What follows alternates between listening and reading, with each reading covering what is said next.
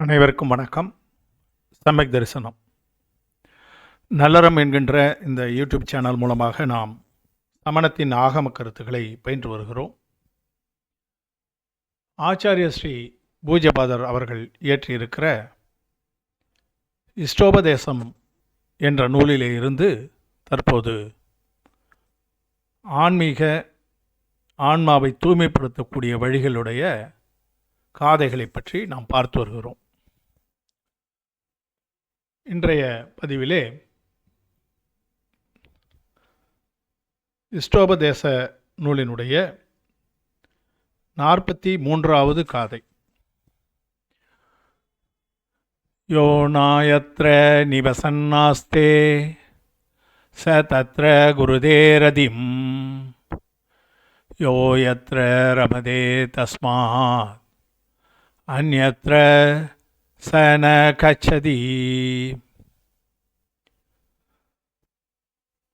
வாழ்க்கையிலே ஒருவருக்கு பழக்கமாகிவிட்ட விஷயங்களிலே இருந்து அவர் எளிதிலே வெளியே வருவது இல்லை என்ற ஒரு கருத்தின் அடிப்படையிலே இதிலே குறிப்பிடுகிறார். அது எதற்காக குறிப்பிடுறாருன்னா, முனிவர்கள் உச்ச நிலையிலே தவம் செய்து கொண்டிருக்கின்றவர்கள் ஆன்ம சுகத்தினை மெதுமெதுவாக அவர்கள் சுவைக்க துவங்கி அதிலே ஆழ்ந்து விடுகிறார்கள். அதன் பிறகு அவர்களுக்கு லௌகீக விஷயங்களிலே, உலக விஷயங்களிலே எந்த விதமான ஆர்வமும் வருவதில்லை. அதனால் தங்கள் தவத்திலே இருந்து அவர்கள் விலகி வருவதில்லை என்று இதிலே நமக்கு தெரிவிக்கிறார். ஓரிடத்தில் வசித்து பழக்கப்பட்டுவிட்ட ஜீவன் அந்த இடத்தில் லயித்து விடுகிறது. அங்கிருந்து வேறு எங்கும் செல்ல விரும்புவதும் இல்லை என்று இதில் பொதுப்படையாக நமக்கு தெரிவிக்கின்ற கருத்து அதுதான். தவம் செய்கின்ற முனிவர்கள் வேறு சிந்தனையிலே ஈடுபடுவது கிடையாது. எங்குன்னா வெளியே செல்வது அப்படின்னு சொன்னால் அதற்காக ஒரு இடத்த விட்டு இடம், அந்த மாதிரியான பொருளும் உண்டு. வேறு எங்கும் செல்ல விரும்புவதும் இல்லைன்னா அந்த சிந்தனையை விட்டு அவர்கள் வெளியே செல்வதற்கு விரும்புவது கிடையாது. அதிலே ஆழ்ந்து விடுகிறார்கள். ஆன்ம தியானத்திலேயே அவர்கள் மூழ்கி விடுகிறார்கள் என்பதுதான் இந்த காதனுடைய கருத்தாக நாம் புரிந்து கொள்ள வேண்டியிருக்கிறது. நியமச்சாரம் மற்றும் பாவபாகுடம், இந்த ரெண்டு நூலுமே ஆச்சாரிய ஸ்ரீ குந்தகுந்தரால் எழுதப்பட்டது. நமக்கு தெரியும், அஷ்டபாகுடத்தில் ஒன்று தான் பாவபாகுடம். நியமச்சாரம் என்பது முனிவர்களுடைய ஒழுக்கத்தை விவரிக்கின்ற நூலாக இருக்கிறது. இந்த ஆசிரியர் ஒரே ஆசிரியராக இருக்கிறார். இந்த ரெண்டு நூல்களிலுமே ஒரு காதை வருகிறது. இந்த மாதிரி சமயசார காதைகள் கூட வேறு நூல்களிலே வருவதை பார்க்கிறோம். வலியுறுத்துவதற்காக கூறப்படுவதாக நாம் எடுத்துக்கொள்ளலாம். ஒரே ஆச்சாரியார் தான் இவற்றை படைத்திருக்கிறார். ஏகோமே சாசதோ அப்பா நான தம்சனலக்கேன சேசாமே பாஹிரா பாபா சவ்வே சஞ்சோக லக்கனே. இதிலே நற்காட்சி அடைந்துவிட்ட ஒரு உயிர் அது தவத்திலே ஆழ்ந்து விடுகிறது. பிற பொருள்கள் எல்லாம் தமக்கு தொடர்பு இல்லாதவை, புறம்பானவை என்று உணர்ந்து விடுவதால் அந்த பக்கம் போவது கிடையாது. சாசதோ, சாஸ்வதம், சாஸ்வதமாகனா நிலைப்பாக இருக்கக்கூடியது. அது நிலையாகி விடுகிறது ஒரு இடத்துல. அப்பா என்றால் நம்ம பார்த்துருக்கோம் ஏற்கனவே, ஆன்மா என்ற அர்த்தம். நான தம்சன லக்கேன, அந்த இலக்கணத்தோடு இருப்பவை, அந்த குறிக்கோளோடு இருப்பவை. ஞானம் என்றால் சம்யக் ஞானம், தம்சனம் என்றால் சம்யக் தரிசனம். இதிலே நிலைத்துவிட்ட அந்த உயிரானது சேசா மற்ற பொருள்கள் மீது, பகீரா வெளிப்பொருள், பகீர் என்றால் வெளியே, அந்த வெளிப்பொருள்கள் மீது அதை ஆர்வம் கொள்வது கிடையாது. அவையெல்லாம் தமக்கு தொடர்பு இல்லாதவை, புறம்பானவை என்பதை தெரிந்து கொள்கிறது. சவ்வே சஞ்சோக லக்கனே, எல்லாமே ஒன்று சேர்ந்த, அதாவது கூடியிருக்கிற, சஞ்சோகம் என்று சொன்னால் கூடியிருக்கிற, புறப்பொருள்கள் கூடியிருக்கக்கூடிய ஒரு விஷயமாக இருக்கின்றன மற்றவையெல்லாம். அந்த அறிவு காட்சி என்ற அந்த ரெண்டுத்திலே நிலைப்பேறு உடைய உயிர், அதிலே நிலையாக அமர்ந்துவிட்ட அல்லது பழகிவிட்ட அந்த உயிர் அதிலேயே ஆழ்ந்து விடுகிறது என்று இதிலே கூறுகிறார். அறிவு காட்சி வடிவ நித்திய ஆன்மா ஒருமைமயமானது, சேதனா ரூபம் என்று நாம் சொல்கிறோமே அதுதான். மற்றவையெல்லாம் புறம்பானவை, கூட்டு நிலையில் கூடுவன. அதாவது திரிபு நிலையில் இருக்கின்ற ஆன்மாவுக்கு பிறப்பொருள்கள் மீது இருக்கக்கூடிய அந்த ஆர்வத்தால் சேர்ந்து இருக்கின்றன அந்த புறப்பொருள்களோடு. அந்த திரிபு நிலை இல்லை என்று சொன்னால் அவை தனித்து ஆன்மாவினுடைய நோக்கத்திலேயே வந்துவிடுகின்றன. அவை எண்ணிலிருந்து வேறானவை. இத்தகு பாவனை உள்ளவர் பாவலிங்கி என்று கூறுகிறார். பாவலிங்கி என்றால் ரெண்டு விதமான லிங்கி என்று சொன்னால் உருவம். உருவம்னா நிர்கந்த உருவத்தை இங்கே குறிக்கிறார். நிர்கந்தர்கள் இருக்கிறார்கள். அவர்கள் ரெண்டு உருவமாக பிரித்து சொல்கிறாங்க. எப்படின்னா, ஒன்று திரவியலிங்கி. திரவியலிங்கி என்று சொன்னால் நிர்கந்த கோலத்திலே இருக்கக்கூடியவர், நிர்வாண கோலத்திலே இருக்கக்கூடியவர் திரவியம். அவருடைய உருவம் நம்ம கண்ணுக்கு தெரிகின்ற அந்த உருவம் திரவியம். பாவலிங்கி என்று சொன்னால் எண்ணத்திலே எல்லாத்தையும் துறந்தவராக இருப்பவர். ஒரு நிர்கந்தர் என்று சொன்னால் அவர் எல்லாவற்றையும் துறந்தவர். எப்படி நம்ம பார்க்குறோம், நேராக பார்க்குறோம், அவர்கிட்ட எதுவும் கிடையாது, திசைகளையே ஆடையாக உடைத்தவர், அதனால் அவர்கிட்ட எதுவுமே கிடையாது, அதனால் எல்லா பற்றையும் துறந்து விட்டார் என்று நாம் எண்ணுவது திரவியலிங்கி கோலம். அவருடைய எண்ணத்திலேயே கூட அந்த பற்று இல்லாமல் இருக்க வேண்டும். புறப்பொருள்கள் மீது பற்று இல்லாமல் இருந்தால் அவர் பாவலிங்கி என்று கூறப்படுகிறார். அவரை பற்றித்தான் இங்கே சொல்கிறார்கள். மேருபந்தர புராணத்தில் கூட 776வது பாடலில் ஒரு வரி வரும். தன்வினை நீக்கி தன்மையனாக நின்றான் என்று வரும். தன்வினையை நீக்கிட்ட பிறகு எந்த தன்மை என்று சொன்னால் பாவலிங்கி தன்மையோடு அவன் இருந்தான். உருவத்திலே மட்டும் நிர்கந்தரல்ல, மனதிலேயும் பற்று இல்லாதவனாக பாவலிங்கியாக அவன் நின்றான் என்று இந்த இடத்திலே மேருபந்தர புராண கதைப்போக்கிலே ஒரு பாடலிலே வருவதை நாம் பார்க்கிறோம். அந்த பிறப்பொருள்களெல்லாம் என்னுடையவை என்று நினைக்கின்ற மூடத்தனம், அவற்றை பற்றிய அறிவு வந்துவிட்டால், பிறப்பொருள் என்ற அறிவு வந்துவிட்டால் அது மூடமின்மை என்பதனை சமயசாரம் 21வது காதையில் கூட வருது. நம்ம ரெண்டு காதைகள் பார்த்தால் அந்த பொருள் புரிஞ்சிடும். 22 அகம் ஏதம் ஏதம் அகம் அகம் ஏத சயவ ஹோமி மம ஏதம் அன்னம் ஜம் பரத்தவம் சசித்த அசசித்த மிசம்பா. இந்த மூல நூலில் காதைகளை பார்க்கும் பொழுது கொஞ்சம் வேறுபாடு இருக்குது. என்னன்னு கேட்டால், நான் பிரித்து எழுதியிருக்கேன் வார்த்தைகளை. நமக்கு நான் புரிவதற்காக அந்த எழுத்துக்களை வார்த்தைகளை பிரித்து படித்தது. ஏன்னா இதில் சசித்த சித்த என்று வரும், இங்கே சசித்த அசசித்த என்று பிரிச்சிருக்கிறேன். அந்த மாதிரி ஒரு இடத்துல அகம் ஏகம்னு வரும், ஏதம்னு வரும். அதை தனித்தனியாக நான் புரிந்து கொள்வதற்காக அகம் ஏதம், நான் பிறப்பொருளுக்கு உரியவன். ஏதம் அகம், பிறப்பொருள் எனக்கு உரியது. அகம் ஏதஸ்ஸ ஏவ ஹோமி, அதனுடன் எனக்கு தொடர்பு இருக்கிறது, எனக்கு அந்த பிறப்பொருள்களோடு தொடர்பு இருக்கிறது. மம ஏதம், என்னோடு தொடர்பு இருக்கிறது என்று கூறுகின்ற அந்த தன்மை எதை பொறுத்து இருக்குன்னா, சசித்த அசசித்த பொருள்கள் என்று சொல்கிறார். சசித்தன்னா உயிருள்ள பொருள்கள். உயிருள்ள பொருள்கள் மனைவி, மக்கள், நட்பு, இவை போன்றவை சசித்த. அசசித்த என்று சொன்னால் வீடு, மனை, நிலம், தங்கம், பொன், அது போன்ற தங்கம், வெள்ளி போன்ற உயிரற்ற பொருள்கள். அது ரெண்டுத்தையும் இதில் குறிப்பிடுவதற்காக சொல்லுகிறார். நம்ம என்ன சொல்கிறோம், அகப்பற்று புறப்பற்று என்று சொல்லுகிறோமே, அதைத்தான் இந்த இடத்துல சசித்த அசசித்த என்று ரெண்டாக பிரிந்து சொல்கிறார். அதோடு கலந்திருக்கக்கூடிய மிஸ்ஸம், அதோடு கலந்திருக்கக்கூடிய நிலையானது இருக்கிறது. அவையெல்லாம் பிற பொருள் என்று இதிலே காண்பிக்கிறார், இதில் சொல்கிறார். சொல்லிட்டு ஏதம் தூ அசம்பூதம் ஆதவியப்பம் கரேதி சம்மூடோ, அவையெல்லாம் என்னுடையவை என்று நினைக்கின்ற அந்த அசம்பூத நிலை, உண்மையற்ற பொய்மையான நிலை, வியப்பம் கற்பனையான நிலை, இவற்றையெல்லாம் பொய்யாகவும் கற்பனையாகவும் கரேதி செய்து கொள்பவன், நினைத்து கொள்பவன் சம்மூடோ, அவன் மூடனே ஆவான். பூதத்தம் ஞானந்தோ நா கரேதி தும் தூத்தம் அசம்மூடோ.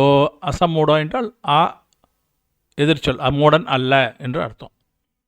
பூதத்தம் மெய்மை, அதை அறிந்து கொள்பவன், ஞானந்தோ அறிந்து கொள்பவன், அதை செய்வது கிடையாது. நா கரேதி செய்வது கிடையாது. எதை செய்வதில்லை? அகம் ஏதம் ஏகம் மதம் அகம் ஏதஸ் ஏவஹோமி மம ஏதம் என்று நான் பிறப்பொருளுக்குரியவன், பிறப்பொருள் எனக்கு உரியது, இவை இரண்டும் கலந்திருக்கக்கூடிய நிலைதான் நம் நிலை என்று நினைக்கக்கூடியவன் அவன் மூடன். அவ்வாறு செய்யாதவன், அவ்வாறு எண்ணாதவன், நா கரேதி அவ்வாறு எண்ணாதவன், அசம்மூடோ அவன் மூடன் அல்ல. எதிர்ப்பதமாக இங்கே சொல்கிறார். மூடன் அல்ல என்று சொன்னால் அவன் மூடத்தனத்திலிருந்து வெளியே வந்து விட்டான் என்று நாம் புரிந்து கொள்ளலாம். அதனால் பிறப்பொருள்கள் குறித்த அந்த மூடத்தனத்தினை ஒதுக்க வேண்டும். அப்போது தான் அதில் ஆழ்ந்திருப்பவர்கள் வெளியே வராமல் இருப்பார்கள். உயிருள்ள, அதான் நான் ஏற்கனவே விளக்கம் சொன்ன மாதிரி, மனைவி மக்கள், உயிரட்ட வீடு, அது போன்ற பிறப்பொருள்கள் என்றும், ஊர் நாடு முதலிய கலப்பு பொருள்கள் என் வடிவம் என்றும், அவற்றுக்கு உரியவன் நான் என்றும், பொய்யாக உயிர் பற்றி கற்பனை செய்பவன். பொய் கற்பனை 2 வார்த்தை வருதாங்க. முழு மூடன். பொருள்களின் மெய்மையை அறிந்து அக்கற்பனையை செய்யாதவன் மூடன் அல்ல என்று இதிலே நமக்கு ஆச்சாரிய ஸ்ரீ தெரிவிப்பதை நாம் பார்க்கிறோம். பாவபாகுடத்தில் இன்னொரு காதையில் கூட கிம் புன கச்சகி மோகம் நரசுர சுக்கான அப்பசாராணாம் ஜானந்தோ பசந்தோ சிந்தந்தோ மோக்க முனி தவளோ. முனி நிலையில் இருப்பவர், மோட்ச மார்க்கத்திலே அந்த முக்தியை அறிந்திருக்கிறவர், ஞானந்தோ பசந்தோ சிந்தந்தோ, ஞானம் அறிந்திருக்கிறார், பசந்தோ கண்டிருக்கிறார், பார்த்திருக்கிறார், காட்சி, அதை தான் பசந்தோ. சிந்தந்தோ நினைக்கிறார், அதை சிந்திக்கிறார். தவத்தில் சிறந்தவர் முக்தியை அறிகிறார், பார்க்கிறார், சிந்திக்கிறார். ஞானந்தோ பசந்தோ சிந்தந்தோ. அவர் என்ன செய்வதில்லை என்று சொன்னால், அப்பசாராணாம் சாரம் இல்லாத பொருள்கள், அதாவது முக்திக்கு தகுதி இல்லாத அந்த பிற பொருள்கள் மீது, அற்ப சாரமுள்ள பொருள்கள் மீது பற்று கொள்வது இல்லை. அது என்ன பற்றுனா நர சுர சுகம், நரசுர சுக்கான, அதாவது மனிதனாகவோ தேவனாகவோ பிறந்தால் நாம் சௌகியமாக இருக்கலாம் என்கின்ற அந்த எண்ணத்திலே, கிம் புன கச்சையி மோகம், அந்த மோகத்திலே அவர் எப்படி முழுகுவார், எப்படி மயங்குவார். கிம் என்றால் கேள்வி வார்த்தை அது. அதனால் எப்படி அப்படிலாம் செய்வார்? அந்த மாதிரி இருக்கக்கூடிய ஒரு முனிவர், மோட்சப்பாதையினை அறிந்தவர், காட்சியிலே தெரிந்து கொண்டவர், அதனை சிந்தனை செய்பவர், சாரமில்லாத மனித தேவ பிறவி சுகங்களிலே எப்படி மயங்குவார், மோகமடைவார், செய்ய மாட்டார், மயங்க மாட்டார். அப்படின்னா என்ன அர்த்தம்? அவங்களுக்கு தேவகதியிலே கூட செல்ல வேண்டும் என்ற நாட்டம் இல்லாதவர்கள், முக்தியை மட்டுமே நினைக்கிறவர்கள், தங்களுடைய அந்த ஆன்ம சுகத்தை கண்டுபிட்டவர்கள், அந்த சுக நிலையிலே இருந்து சாதாரண நிலைக்கு கீழே இறங்கி வரமாட்டார்கள் என்று இதிலே நமக்கு தெரிவிக்கிறார். அந்த ரெண்டுத்தையும் பொருத்தி பார்த்தா நமக்கு தெரிஞ்சிடணும். புலன் நுகர்ச்சியால் புறப்பொருள்களை அனுபவிக்கும் ஒருவர் அந்த இன்பம் பழக்கமாகிவிட்டதால் அதிலிருந்து விலகுவதில்லை. மேலும் அதிகமாக நுகர்ச்சி செய்யவே எண்ணுகிறார். மேலும் அதிகமாக நுகர்ச்சி செய்யவே எண்ணுகிறார். புலன் நுகர்ச்சி நமக்கெல்லாம் பழக்கமாயிடுச்சு. அது புறப்பொருள்களால் வரக்கூடியதுன்னு நமக்கு தெரியும். ஆனாலும் கூட அந்த இன்பம் பழக்கமாகிவிட்டதால் நம்மால் அதிலிருந்து வெளியே வர முடியுதா? ஏதாவது ஒரு சின்ன சௌகரியத்தை கூட விட்டுட்டு வெளியே வரவே முடிவதே கிடையாது. காரணம் என்னவென்று சொன்னால், அந்த நிலை நமக்கு பழக்கமாகிவிட்டது. அதே போல புலன் இன்பங்களிலிருந்து விடுபட்ட முனிவர் மேலான ஆன்ம இன்பத்தை தூக்கிறார். அவரும் இன்பத்தில் தான் இருக்கிறார், அது நமக்கு தெரியாது. நம்ம கூட நிறைய விஷயங்களை நம்முடைய வயதாக நம்ம புரிஞ்சுக்கிட்டு வரோம். இளமையில் இருக்கக்கூடிய பல விஷயங்களெல்லாம் விட்டுட்டு இன்றைக்கு வேறு விஷயங்களை நம்ம இன்பமாக எடுத்துக்கொள்கிறோம். கோயிலுக்கு போகிறது, அங்கே போய் நம்ம ஏதாவது ஒரு விரதம் இருக்க வேண்டும் என்று ஒரு முடிவினை எடுத்துக்கொள்வது, பூஜை செய்கிற வரைக்கும் 1 மணி நேரம் அங்கேயே இருக்கணும். இது போன்ற ஆன்மீக நாட்டத்திலே அது ஒரு முதல் ஸ்டெப்பு தான். அது முக்கியமான இந்த ஆன்ம இன்பமெல்லாம் கிடையாது. அது அந்த உதாரணத்துக்காக அதை நம்ம பார்க்கலாம். என்னென்னா அந்த மாதிரி ஒரு இன்பத்துக்கு வந்து விட்ட பிறகு பழசாக நம்ம ஊர் சுற்றும்போது இருந்த அந்த இன்பத்தை இப்போ அது நினைக்கிறது கிடையாது. ஏன்னா அது அப்போ பழக்கமாக இருந்தது, இப்போ இது பழக்கமாகிவிட்டது. இப்போ இந்த மாதிரி கொஞ்சம் கொஞ்சமாக முன்னேறுகின்ற அந்த ஆன்மா தன்னுடைய ஆன்ம இன்பத்தை தூக்கிறது. அப்போ அதில் பழக்கமாகி விடுவதால் அதிலிருந்து அது விலகுவதில்லை. அதிலே மேலும் மேன்மை பெற்று அழியாத இன்பத்தை பெறவே எண்ணுகிறார். கேவல ஞானம் என்கின்ற அந்த அனந்த சுகம் என்கின்ற அந்த அழியாத இன்பத்தை பெற வேண்டும், அதுக்கு முக்தி அடைய வேண்டும் என்று எண்ணுகிறார். அதில் கூட நம்ம ஸ்ரீபுராணத்தில் ஒரு கதை வரும், பார்த்துருக்கலாம். ஒரு மன்னன், அது விரிவாக வேறு இடத்துல கூட பார்க்கலாம், சுருக்கமாக சொல்லிடுறேன் நேரமாயிட்டதில். ஒரு மன்னன் ஒரு முனிவரை பார்க்கும்போது அவர் என்ன சொல்கிறார், ஒரு வாரத்தில் உனக்கு மரணம் ஏற்பட்டு விடும் என்று அந்த அவதிஞானமுடைய முனிவர் சொல்கிறார். அப்போ அந்த மன்னன் துயரம் அடைந்து தன்னுடைய வீட்டுக்கு வருகிறான். வீட்டுக்கு அந்த அரண்மனைக்கு தன்னுடைய மகனிடம் இந்த மாதிரி முனிவர் சொல்லியிருக்கிறாருன்னு. அப்போ நீங்கள் என்னவா பிறக்க போகிறீங்க சொல்லியிருப்பாரேன்னு. ஆமாம், நம்மளுடைய அரண்மனையிலே இருக்கக்கூடிய சாக்கடையிலே ஒரு புழுவாக பிறப்பேன் என்று அவர் சொல்லிவிட்டார். நீ என்ன செய்யணுன்னா, அந்த மாதிரி இந்த இடத்துல பிறப்பேன்னு நான் சொல்லிட்டாரு. அந்த இடத்துல புழுவாக நான் பிறந்தவுடன் என்னை எடுத்து வெளியே வச்சு நல்ல சுத்த தண்ணியில் கழுவி என்னை போஷாக்காக நீ வளர்த்து வர வேண்டும், எனக்கு அந்த துன்பம் இருக்கக்கூடாது என்று அவர் சொல்லிவிடுகிறார். அதே போல் அவர் அவருடைய பிறவி முடிந்து அந்த இடத்துல புழுவாக பிறக்கிறார். அப்போ அந்த இளவரசன் அந்த புழுவை தூக்கி மேலே விடுறான். மேலே விட்டு அந்த புழு மறுபடியும் அந்த சாக்கடையில் தான் போய் விழுது, திமிரிக்கிட்டு போகுது. அதுக்கு தொல்லை கொடுக்கக்கூடாது, அதுக்கு அது நம்ம தூக்கும்போது அது இறந்து விடக்கூடாது அல்லது அதுக்கு துன்பம் வரக்கூடாது என்பதால் மென்மையாக அவன் கையாள்கிறான். அதிலிருந்து தப்பிச்சு மறுபடியும் அந்த சாக்கடையிலே தான் போய் அது விழுதே தவிர அது இவன் நம்மளை காப்பாற்றுறதுக்காகவும் சுகமாக வைத்திருப்பதற்காகவும் நம்மளை எடுக்கிறான்னு அதுக்கு புரிவதில்லை. ஏன்னா அதுக்கு ஒன்றும் பூர்வ பிறவியினுடைய நினைவு இருக்க போகிறது கிடையாது. அது எங்கே இன்பமாக இருக்குதுன்னா அந்த சாக்கடையில் தான் அது இன்பமாக இருக்கிறது. அதே போல் உயர்ந்த நிலையில் ஒருவர் இருக்கிறார் என்று சொன்னால் அவர் ஒரு தாழ்ந்த இடத்திற்கு செல்வதற்கு விரும்புவது கிடையாது. அந்த இடத்துல நம்ம சுத்தமான இடத்துல அந்த நன்மை செய்யக்கூடிய அந்த இடத்திலேயே நாம் இருந்து விடலாம் என்று தான் நினைக்கிறாரே தவிர அவர் கீழே இறங்கி வர்றது கிடையாது. அதனால தான் அந்த பழக்கப்பட்டு விட்டால் அந்த இடத்திலிருந்து வெளியே வருவதற்கு நாம் விரும்புவது இல்லை என்பதனை கூறி அந்த முனிவர்கள் அந்த நிலைக்கு போய்விட்ட பிறகு அவர்கள் அதை விரும்ப மாட்டார்கள். குருதே ரதிம் யோ நாயத்ர நிவசன்னாஸ்தே ச தத்ர குருதே ரதிம் யோ யத்ர ரமதே தஸ்மாத் அந்யத்ர சானா கச்சதி. கச்சதி என்றால் செல்வது. அந்யத்ர வேறு இடத்திற்கு செல்வதற்கு அவர்கள் விரும்புவதில்லை, இருக்கும் இடத்திலேயே இருக்க வேண்டும் என்று அவங்கள் விரும்புகிறார்கள்.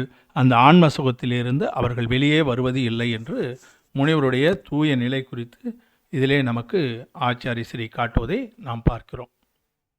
எனவே இந்த கொஞ்சம் கொஞ்சமாக போக போக அந்த தூய்மையை அதிகப்படுத்தி கொண்டே தன்னுடைய காதைகளிலே அந்த மாதிரி போகிறாரு. அடுத்து வருகின்ற காதையில் இன்னும் நுணுக்கமான சில விஷயங்களை அவர் குறிப்பிடுகிறார்.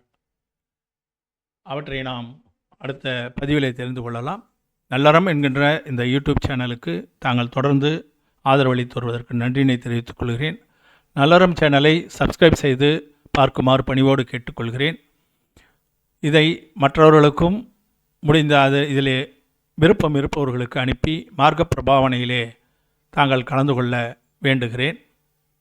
தங்களுடைய கருத்துக்களை கமெண்ட் என்கின்ற அந்த பெட்டியிலே தாங்கள் பதிவு செய்தால் அது பதிவுகளை முன்னேற்றம் செய்வதற்கு எனக்கு உதவும் என்பதை கூறிக்கொண்டு, இந்த பதிவு பிடித்திருந்தால் லைக் என்கின்ற அந்த பொத்தானை அழுத்தி ஆதரவு தெரிவிக்குமாறு கேட்டுக்கொள்கிறேன். வாய்ப்புக்கு நன்றி. ஜெய் ஜினேந்திரா.